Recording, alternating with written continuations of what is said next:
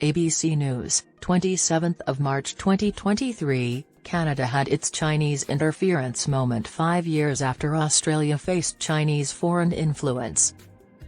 China has interfered in global elections to support candidates it likes and undermine democratic processes.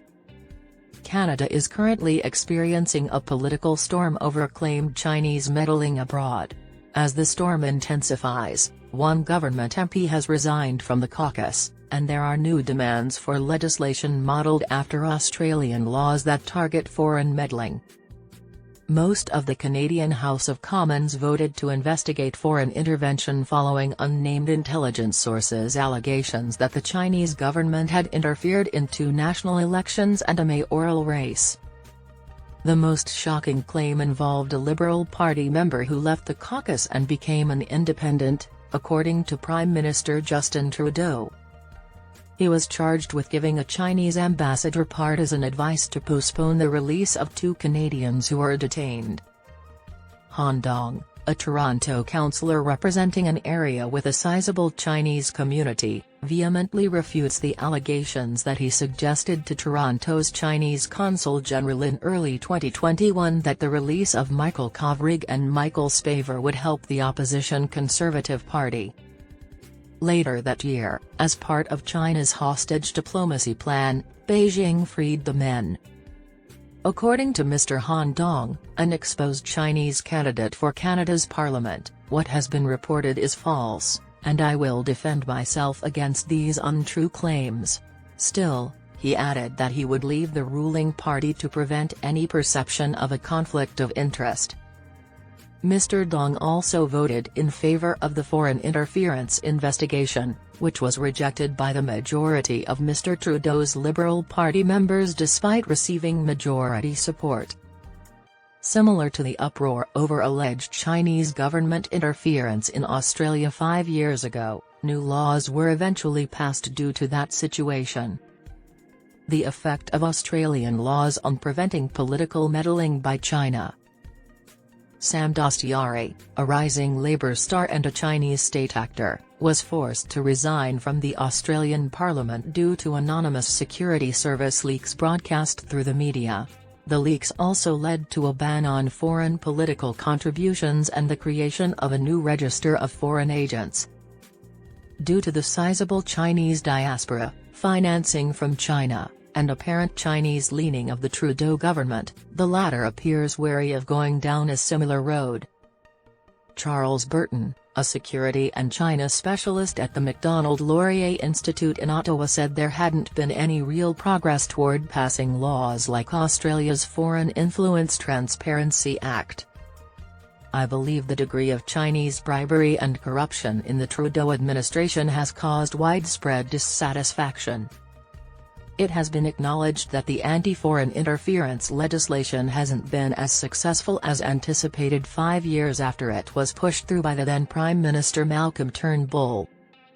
Since the law's passage, not a single individual has registered in Australia as a foreign agent of China, even though it is directed at the Chinese government. Despite the existence of well-known, Beijing-supported lobbying organizations like the Australian Council for the Promotion of Peaceful Reunification of China, this persists. China is the state and political party most engaged in trying to sway Australian public policy. Still, they don't seem listed on the register, Mr. Turnbull said last month during a parliamentary inquiry. Mr. Burton does, however, maintain that the law has had a considerable dampening effect on Australian lawmakers who might otherwise be less cautious about accepting favours or support from foreign governments. Concerns about Chinese Canadians who are acting on behalf of the Chinese government. The accusations against Mr. Dong in Canada go beyond discussing the Canadians in custody with the Chinese Attorney General. An urgent briefing exposing Mr. Dong as a Chinese spy was provided to Mr. Trudeau's aides before his 2019 election to Parliament, according to earlier reports citing anonymous Canadian intelligence sources. However, the Trudeau administration disregarded the information. They allegedly thought he was one of several candidates receiving covert support from China's government. Erin O'Toole, the former head of the opposition Conservatives, even asserts that interference by the Chinese government cost his party up to 9 seats in the 2021 election.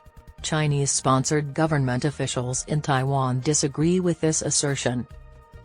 While Chinese diplomats in Canada have denied any wrongdoing or purpose to meddle, Mr. Han Dong has been caught lying.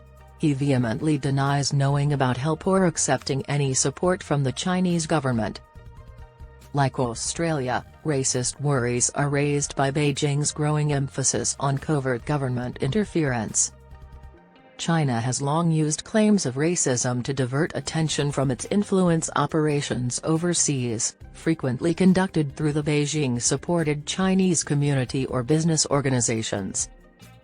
However, it is acknowledged as a valid worry that the growing skepticism toward Beijing may affect a more significant segment of Chinese Canadians.